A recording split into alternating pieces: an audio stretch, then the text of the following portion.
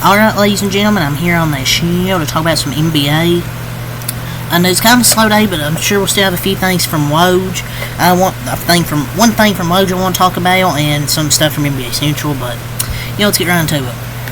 So, ESPN sources per Woj, remember the signing trade we were talking about that was close to happening between Buddy Hield, the Warriors? Well, finally official, free agent Buddy Hield is joining Golden State on a sign and trade deal guaranteed for 2 years and $21 million. Hield gets $18 million the first 2 years, a $3 million partial guarantee in the third year, and a player option on a non-guaranteed fourth year. The Warriors in this trade will send the Sixers a 2031 second-round pick via Dallas. Looks like we got our new Splash Brothers with Curry and Buddy Hield. And I'm not disrespecting Clay by any means, but Curry and Buddy Hield over the last 5 seasons are top 2 in three-pointers made. Just saying. But Buddy Hield, he went out with a bang in his last game with the Sixers. That man can shoot.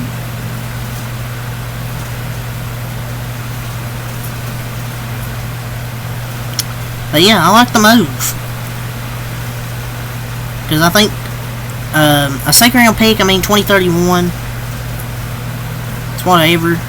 But trading a pick that far into the future, because you could have got maybe a few more picks for Buddy Hield.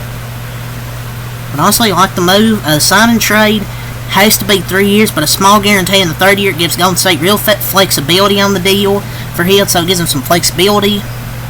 The Warriors add the Anthony Melton, Kyle Anderson, and Buddy Hield in wake of the Klay Thompson departure. So basically, we let go of a aging, washed Klay Thompson for the Anthony Melton, a good young player who brings some good defense. Kyle Anderson, a good passer, a better passer than you think, great defender, and then Buddy Hield, who's a three-point threat. You got added another three-point shooter and 2 defensive. I won't say defensive stoppers, but yeah, he's a good defender. That's why Kyle Anderson's still in the league. And I'm not saying this is going to make us a championship contender. I think it'll give us some good depth.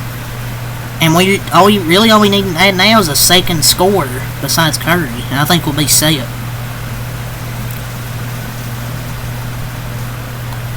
So honestly, I like this. It's a solid 3 edge. You add defense, you add offense, and floor movement. So yeah, I like the move. They're adding some depth. So we criticized Mike Dunleavy. We gotta give him some props for adding these 3 players here. Because honestly, three good adds. All he needs to do now is get us a second scorer. But per Shams, we'll talk about why. Why did Buddy Hield choose the Warriors over the Lakers? Buddy Hield, he chose the Warriors over the Lakers per at Shams. Well, why Shams? Well, he said, and quote, Hield chose the Warriors because of the opportunity to win over other interested suitors, including Detroit Pistons. You ain't gonna win over there. And the Los Angeles Lakers. After losing Thompson, the Warriors were in desperate search for a high-volume shooter who could open up the floor a bit more in some of their lineup combinations. That's Hield's specialty. Since 2017, the only player to make more three-pointers than Hield is his new teammate, Steph Curry. So, that's crazy. They really went 0 for 5 on getting free agents. It could be worse. You could be a Heat fan, but dude, how did the Lakers not get anybody? It's less pressure playing for the Warriors, and there's a lot of pressure when you're playing for the Lakers, man. There's a lot of pressure when you're playing for them, man. Any player that goes there, you have pressure on you to play good, or the fan base will get pissed off at you. But yeah, Lakers fans are probably gonna be like, we don't want Buddy Hield anyways. But another Lakers ale, and he basically just called the Lakers ass. He didn't want to deal with LeBron James. I'm crying, dude. No one wants to play with LeBron and the Lakers. Yeah, Pistons one of the suitors. Yeah, I don't think he wants to go to a team that will probably win 15 games. But yeah, he basically called the Lakers ass, and basically without saying he'd rather play on a team with Steph Curry than LeBron. So Caleb Martin reportedly declined an extension from the Heat earlier in the offseason, and was said to be seeking $15 million annually per FLA Sports Buzz. Miami's no longer able to offer that contract, and Martin has yet to find an offer similar to Miami's previous offer. People aren't falling for the Heat role players anymore. He's a good role player, though. You just have to do that 1 year and try again next off season. But people didn't learn, man. Kendrick Nunn, Gabe Vincent, former Heat players got paid, and then they went to shit when they left the Heat. But his value was at its peak last summer. Now, he's still a solid role player. I'm not saying he's bad. But he should have been a free agent last summer. He would have been signed to some good money. But now, he declined basically $15 million. Or no, he didn't decline it. He reported declining an extension from them earlier this offseason. He was said to be seeking $15 million annually.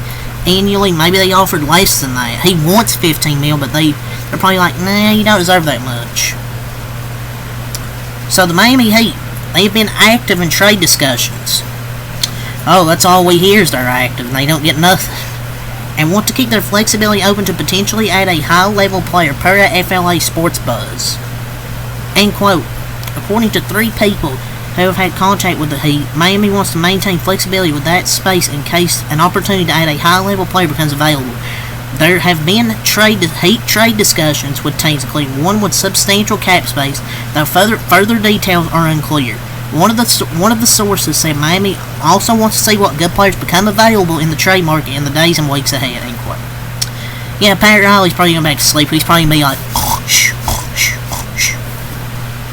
The 19th Miami Heat active in trade talks post in the last, few days. I swear, I read all these NBA news. I'm just reading these reports about the Miami. I might as well just become the Miami Heat podcast. Maybe they're going to do something. Maybe DeMar DeRozan. They think they need to make moves. DeRozan might make them go worse. More like DeMar DeFrozen. Don't. That's not funny. Don't laugh. Maybe Pat Riley's awake, but DeRozan is such a bad fit for this team, man. I just don't see the fit, because him and Jimmy Butler are non-3-point shooters. That doesn't really give much space for anybody else to operate. DeMar DeRozan's a good player. If he went to the Heat, I just don't like the fit with that team. Skip Bayless thinks Bronny James is more clutch than LeBron, he said. Oh, brother. Dude, he hasn't even played an NBA game yet. Oh, that's legendary hate.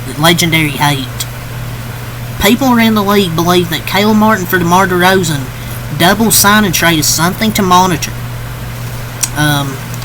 End quote. DeMar DeRozan is arguably the biggest piece still on the board.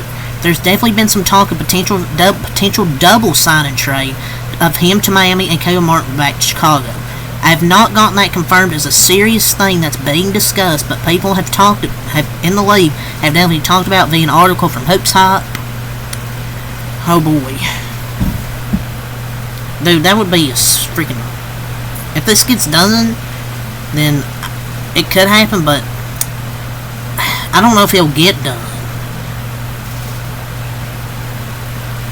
But I just don't know. This just reeks of cap and aggregation. I just don't see this happening.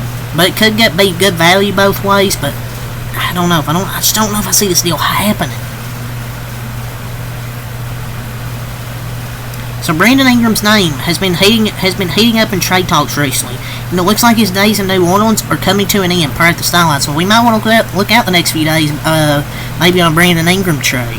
And quote, attempts in New Orleans to trade Brandon Ingram have intensified in recent days.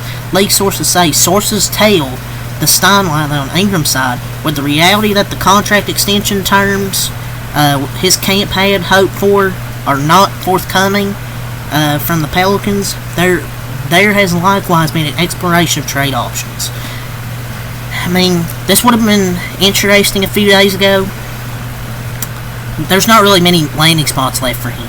I just don't know. I thought the Sixers, but they got Paul George, their third star. He just doesn't fit in New Orleans, though. Maybe you hope he goes somewhere else and balls out. Like, he's just not the fit in New Orleans. But where's he gonna go? Like, realistically, I don't know. Maybe maybe he'll get traded. Maybe the Bulls. I don't know. Miami, maybe. They can maybe a team. That might be a team that wants to try and get there and get Brandon Ingram. But he's gonna be good on the right team. I just don't think him and Zion in the right team is helping him. So maybe he goes somewhere else and does good. So, yesterday, the Spurs are showing interest in DeMar DeRozan per FLA Sports Buzz. Dude, imagine this team. Oh my god. Dude, there's no way he's going back there. Why? Like another mentor? He's not washed. The only reason would be because they like him as a leader and a person, but it doesn't make sense for basketball reasons. Maybe veteran presence, but I don't know about that. Oh boy. The Cleveland Cavaliers are a team to watch for Miles Bridges per the Steinline. It is not yet clear how serious the interest is, but league sources describe Cleveland as a team to watch in a potential sign and trade scenario for Miles Bridges. New Hornets Executive Vice President of Basketball Operations Jeff Peterson has said publicly that Charlotte hopes to retain Bridges, but Bridges is known to be interested in sign and trade options. From a basketball perspective, it's what the Cavs need. As a person, yeah, no. But in a basketball perspective, it's what they need on their team.